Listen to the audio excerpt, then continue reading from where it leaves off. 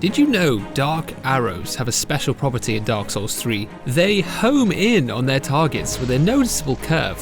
The general consensus seems to be that the dark tends to seek out humanity, hence why this effect only occurs with this arrow type. So following that, we'll now initiate the countdown and check out more range clips sent in from the community. Thanks for participating, everyone. Let's take a look at number 10.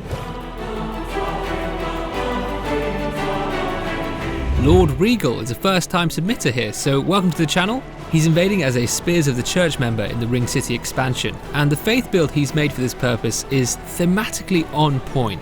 His faith spells include his own healing, so he doesn't have to rely on the Church Guardians, and then the remaining Sunlight Spear and Lightning Arrow miracles, along with the Dragon Slayer Sword Spear weapon art, match perfectly with the Divine Spear fragment.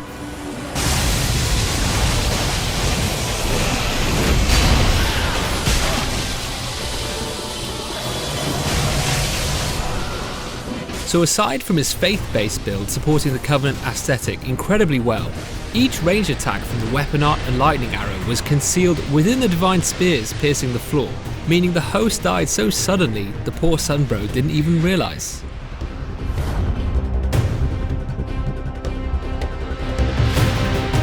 Also invading the Ring City expansion is Faber, who has entered a host's world in the Dreg Heap. His bow of choice here will come as no surprise. It is the famed Millwood Great Bow, which is simply the best great bow in Dark Souls 3, with its Pierce Earth weapon art causing a giant secondary explosion after being fired. Currently, Faber is searching for a good vantage point to assess this new world and figure out where his opponent may be hiding.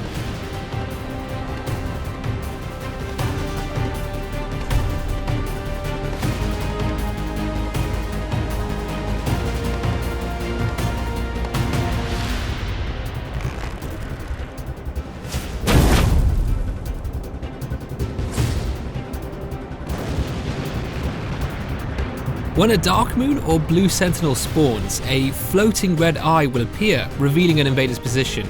Faber's game knowledge is at such a high level that he used this to his advantage. He could track this marker in reverse back to the Dark Moon and fire off an incredible long-range shot to the spawn point.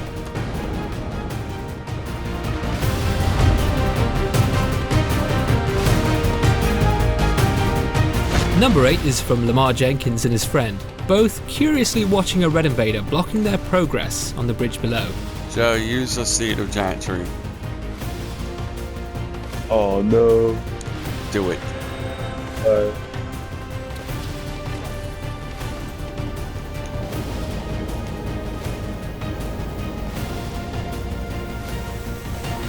Poor guy doesn't know what's happening. Oh. The Seed of a Giant Tree is a consumable used to make level enemies hostile towards invaders, and if you mix these two ingredients together you get this incredible pincushion strategy and a sad invader.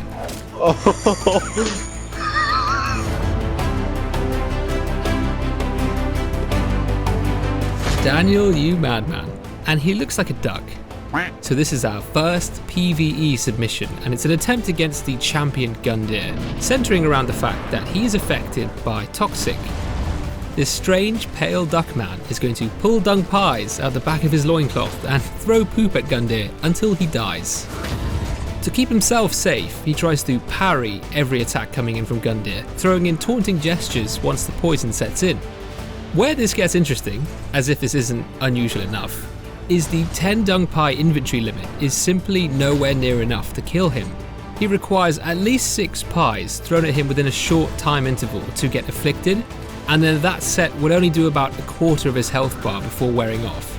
So the kill requires a setup of at least 24 dung pies to kill him. To this end, he's stashed several sets of pies before the fog door, which required multiple trips to and from the bonfire to refill his inventory. Last but not least, blooming purple moss clumps were a necessity to counteract his own toxic buildup.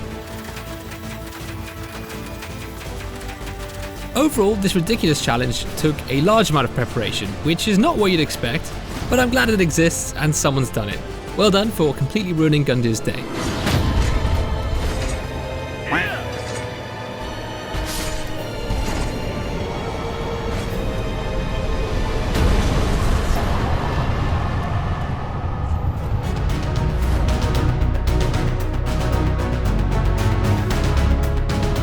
Gilsey is hosting fights in the Pontiff Cathedral area, fighting 2 Eldritch Covenant members. Gilsey in this case is actually max soul level, using the Harald curved greatsword to great effect, eventually catching one of them in a riposte, while the other tries to revive his teammate with a healing miracle.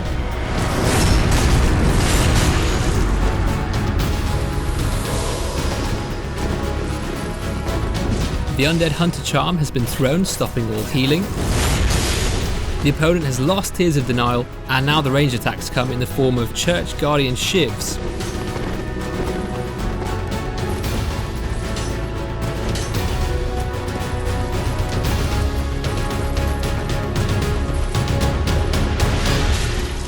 He thought he was safe, he thought he was far enough away, so he stopped dead right as a perfectly aimed lightning urn strikes him down. If anything, this clip really showcases the underrated effectiveness of ranged consumables. If you can get good at using them, you'll almost definitely increase your win rate by a significant percentage.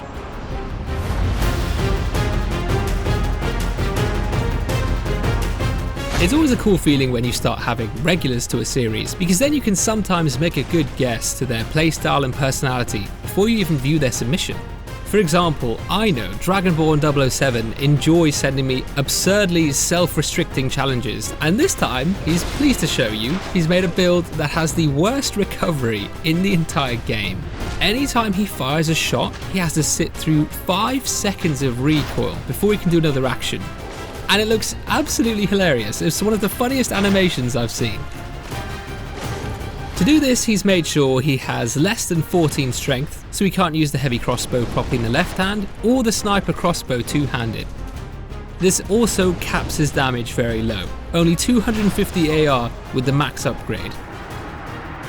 Realistically, this would be impossible to get a kill with normally, so to give himself a fighting chance, he has the Darkwood Grain Ring, 1900 health points to tank the many backstabs he'll inevitably receive, and finally no poise at all to get out of recoil stun faster. Firebombs are then the only other ranged item used for primarily setting up combos, but they also can work for roll catching and bypassing shields. I'll say this, if there was a secondary award for best meme build on the countdown, this would take the spot for sure. Then again, despite being so ridiculous, he actually gets some really impressive combinations with it.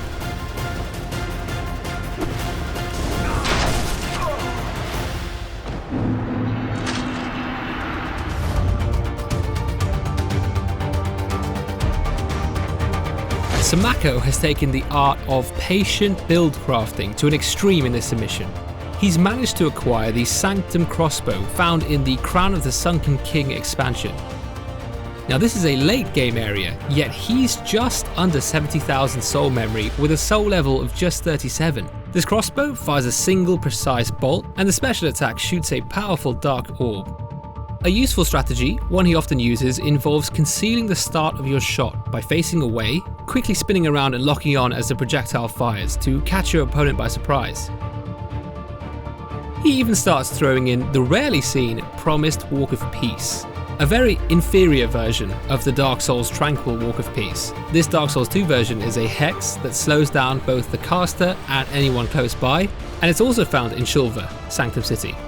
So how did he get this? He mentioned he played through the game with a Vanquisher's Seal and Flynn's Ring, so we can definitely presume he went for the bare-handed punch style, which is surprisingly effective in Dark Souls 2. It is also worth mentioning the necessary cornerstone of this whole operation. That would be the Agape Ring, which stops your soul intake. It's always interesting seeing what kind of overpowered low-level characters it's possible to make.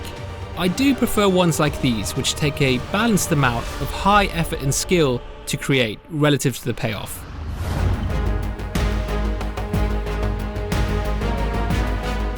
Have you ever wondered why the frail Lothric was supposed to be Lord of Cinder instead of his elder brother, the mighty Lorien? Well, that's a question Camis might hope to answer in this special boss attempt, along with showing us some other hidden mechanics in the Twin Prince boss fight. First of all, using the hidden body sorcery before the fight starts prevents Lorien from spotting you. Additionally, Lorien can in fact be parried, but not his actual weapon. Instead, only parrying very close to Lorien. Imagine parrying his hands. That's what will be effective. The most interesting find here relating to the countdown is that keeping behind Lorien on this spot in the carpet when phase 2 begins means that Lorien once again does not react to you, leading to some theories that he may be blind, especially since it appears his crown covers his eyes. What this means is with a ranged method, in this case a simple longbow, you can fire upon poor Lothric as he clings onto his brother's back, and his older brother does nothing to help him. As an extra bonus, a grand finale, he quits out once Lothric dies to pull off the more well-known Twin Prince post-mortem glitch, where if you load back in with the timing right, you'll get the victory screen, yet Lorien still hunts you, and you can take him out the boss room. Quick side note, some of these exploits have been patched and they won't work anymore.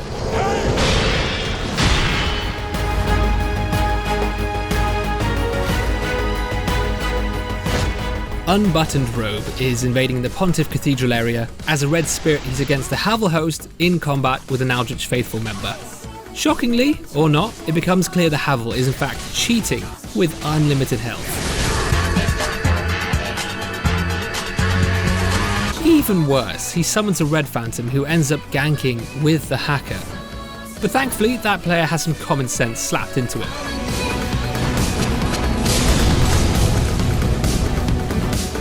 However, moving forward, the host then summons a Gold Phantom to help him, but then he does slip off the stairs, which is quite funny. Some random Aldrich is now attacking him in the back as well. Understandably, Unbuttoned Robe decides to retreat and just patiently see what opportunities present themselves.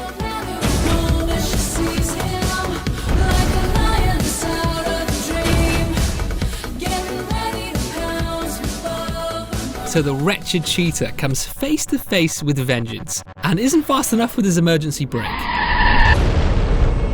The mighty Pierce Earth explosion blasts him off to his doom at the expense of over 65,000 health points.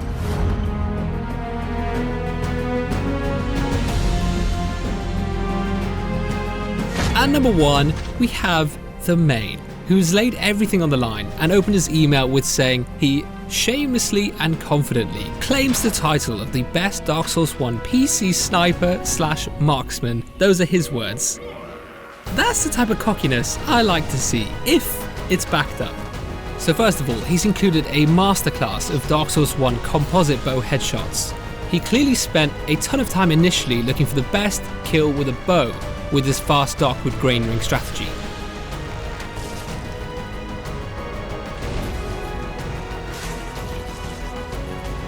And yet, during these past few weeks, he eventually switched to crossbow kills, because as he points out in his email, we've seen a ton of great bow kills in the past, but crossbow kills are extremely rare in comparison. Okay. Epic fireball kill for SunlightBlade right now.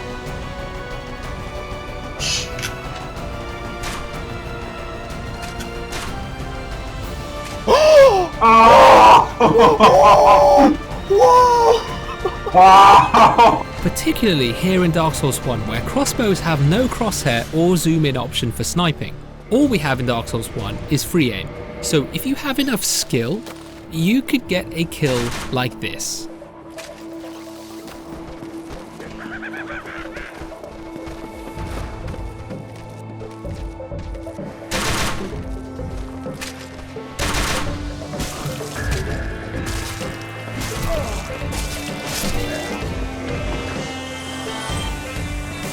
That was essentially the furthest possible range for the bolts of the Lightning Avalon, coming just shy of the 0 damage fall-off range, while under pressure from an Ulasil bloathead and against an opponent that was sprinting away from him at full speed.